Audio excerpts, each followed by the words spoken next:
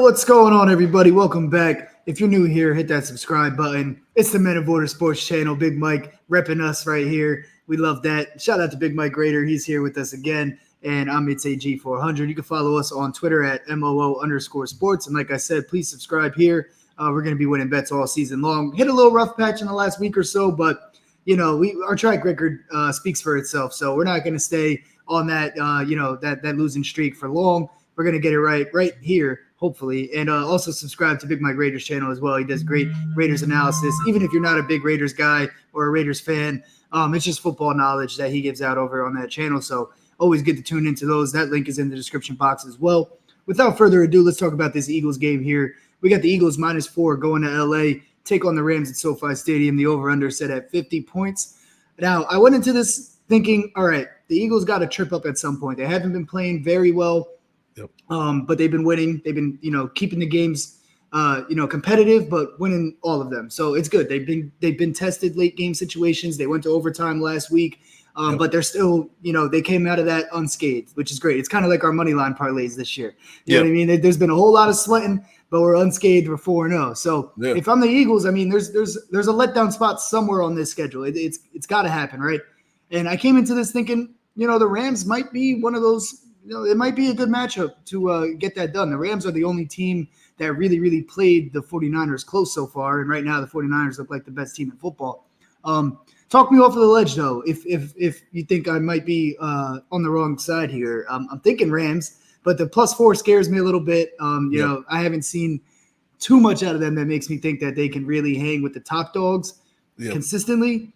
But I think it's a really good matchup and a situational spot here for them. So I like the Rams +4, especially since we might be seeing Cooper Kupp come back. Mm-hmm. And the Rams have surprised us offensively this season.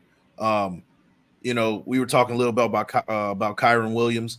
The Rams don't really like put an emphasis on running backs. They don't really value the running backs as some other teams do. They just kind of put a guy in there and then he does his thing. They've shown that for the last few years. But with Cooper Kupp coming back, that brings a whole new dynamic to this offense with, Puka Nacua kind of coming out and emerging as a solid wide receiver 2. And then you got guys like Van Jefferson and Tutu Atwell who are solid pieces at wide receiver 3 and 4. Man, they've been having Puka Nacua look like a solid wide receiver 1, if we're being honest here. That's true. Cooper Kupp might have to take a back seat. It's looking like it, right? I mean, so far it's been like that, but at the very worst, right? You have a good second receiver that can kind of complement what Cooper Kupp brings to the table. Same styles too. Yeah, similar styles. So, it just brings a whole new dynamic to that offense, a whole new wrinkle, somebody else to worry about. And I think this is the biggest challenge for the Eagles this season so far as trying to stop an offense. And I think they got their hands full in this game. And I do like the Rams +4 for this one. So I agree with you. Yeah, I mean, if anything, if you're not fully confident in that +4 with the Rams, this seems like it is a pretty good teaser piece. If you want to put them up at like +10 or something like that, it seems like they should be able to cover that, especially the way the Eagles have been kind of giving up their leads too. You know what I mean? Even if they come out firing, and the way the Rams play offense, I mean, they're one of the best offenses to come back from a deficit. So they're not the best at keeping a lead. We saw that last week against the Colts there. But they're one of the best teams you can ask for. If you need a team that has to come back from down 20 or something like that towards the end to cover 10 points, you'll take the Rams any day of the week in that situation. You know what I mean? It's the Rams, Chiefs, Eagles, teams like that you would take in those situations. Like we said, this is a good matchup. We talked about Kyren Williams and how the Rams, they don't really care who they throw out at running back. They just, try to get through the gaps because the passing game is what opens that running game up usually. Right. Eagles defense, very good defensively in the running game. Second in the league right now, rushing yards, 5th in rushing yards per attempt allowed. Yep. But where they struggle so far is in the passing game defensively. 27th in passing yards allowed. Yards per completion, they're up to 16. So, I mean, they're not horrible in that sense. But the Rams, they like to dink and dunk down the field anyway. Cooper Kupp on little slant routes with Puka Nacua going over in the flat. You know what I mean? So it feels like that could work. So one thing I am eyeing is Matt Stafford. We don't have a lot of props, so we'll get into the props real quick. But they're waiting on the official news from Cooper Kupp. Yeah. To give us any Rams props pretty much. We don't have receivers props or running props, but we do have passing props because they're assuming Matt Stafford's going to play. He was a full participant in practice the last 2 days. So right now I'm going to look at his number, just get the live number, what we're seeing as we're recording this. We're looking at over under 270.5 for Matt Stafford. Yep. I love that. I think that any way that this game goes, I think that it provides a good script for that to happen. Now, if we talk about the Eagles' last couple matchups, we had Mac Jones put up 316 yards against this team. We had Kirk Cousins put up like 390 or something like that. Baker Mayfield didn't put up much. That was kind of the one game where they kind of locked up on defense and didn't allow many points or anything like that on a Monday night game there with the Bucs. But then last week, Sam Howell threw for, I think, 290 against them. So I could see Matt Stafford hitting this. Matt Stafford's been over 300 already 3 times this season. That's what they want to do. That's their bread and butter. We've been talking about it for the last 6 minutes here. I feel like if they are going to be in this game and competitive and this +4 is a good bet here, it's going to be because Matt Stafford is passing the ball down the field. So he's going to get the yards in that case. Now, if they're not, if we're wrong about that, if the Eagles are blowing him out, that means he has to pass the whole second half, whole third quarter, fourth quarter, whatever the case is. So I think that there's multiple avenues for that bet to hit. So that's one of my favorites that I see on the board right now. Obviously, we're waiting on the rest of the props to get a better feel for this. But anything else you want to talk about there with the props? I know we don't have much, but this it's a lot going on with on the offense for the Rams. You can pretty much, if Cooper Kupp does play, I like him getting on the board early, kind of getting his issue in right off the jump. Anytime touchdown for Cooper Kupp if he plays. If Cooper Kupp doesn't play, you still got to ride that Puka Nacua, train. You got to let him prove that he's not the guy, right? Because week after week, he's been showing that he can. He's putting up the numbers. So if Cooper Kupp doesn't play, Puka Nacua anytime touchdown, and if Cooper Kupp does play, you got to lock that in for Cooper Kupp to get a touchdown for this one. Yeah, I can see that after sitting, most of all the season so far, going right to him as soon as you get a chance to get him on the board, get him back in the feeling of scoring touchdowns, as we know he's so used to from the last couple seasons.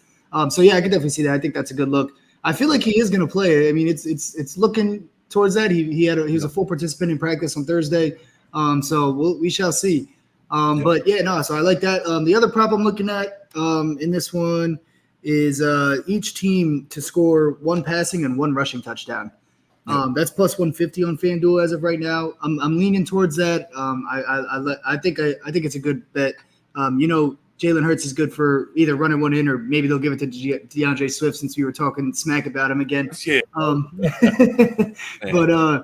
and then on the other side, with the Rams, they sneakily, Matt Stafford has only had 1 touchdown in each game so far this season. He hasn't even had a game where he's thrown 2 touchdowns yet because when they get down close, they try to trick the defenses a little bit and, run some off tackle stuff like that. And Kyren Williams has been the guy getting in the end zone.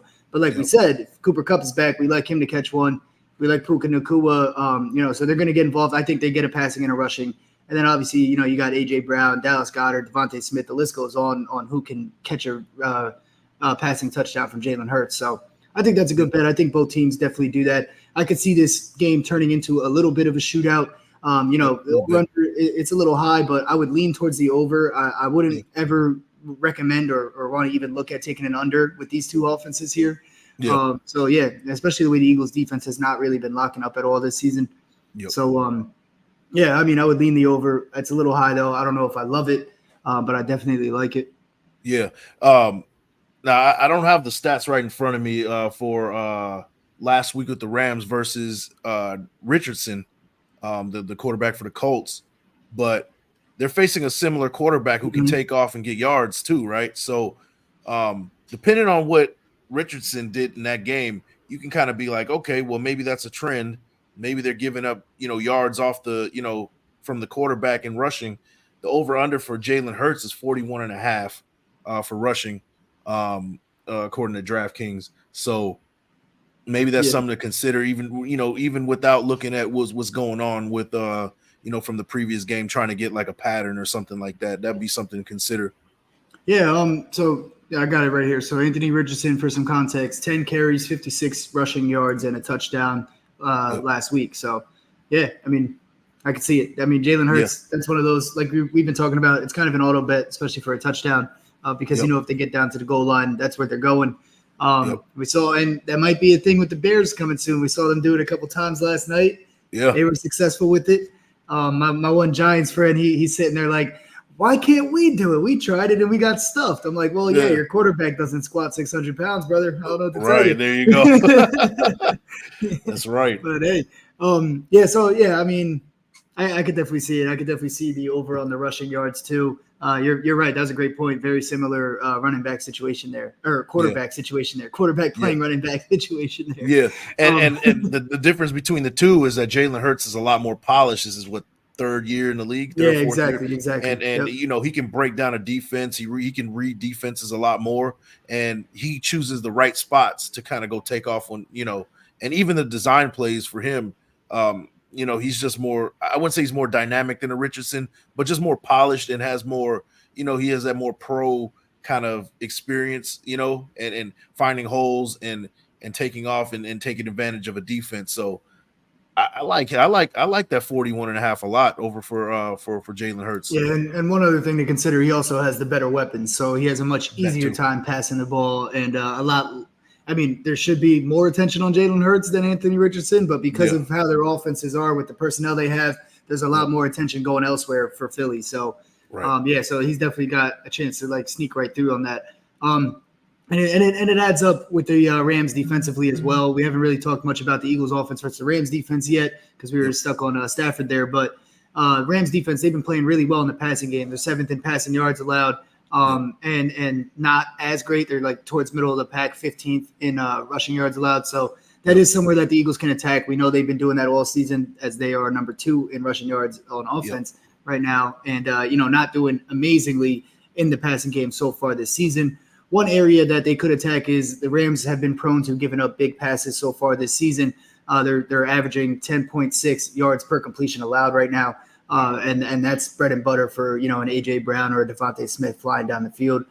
So those could be something to look at as well. Overall, though, I love that Matt Stafford play. I like the Rams to cover +4 there, and I would lean to the over. Yeah, I agree with you, and it's this. The Eagles defense, the Eagles offense versus that Rams defense. Now, my thing is, if you're outside of the top 5 in defense in any category, you can be had at any point. Mm-hmm. Middle of the pack is good, that's cool, but to me that really means nothing. I think that you can still get had in this league if you're outside of that top 5. Oh yeah. Either way, I mean, even if you're in the top 5, you can, depending on matchups and things like that. And with this Eagles, the amount of weapons they have, their rushing attack. The offensive line, how good they are. I mean, you could tell me that the opponent is the number 1 rush defense, and I'd still take a chance on them. You know what I mean? Yeah, true. Yep. Anything else you got in this one? That's it, man. Sounds good. We'll wrap this up. Make sure you guys hit that subscribe button, hit that like button, share with your friends. Let's win some bets this weekend. Me and Mike will be back to cover more games as well as the matchup of the year, Sunday Night Football. Cowboys going to San Francisco to play the 49ers. So make sure you tune into that as well. We'll catch you guys next time. Best of luck betting, everybody. Peace.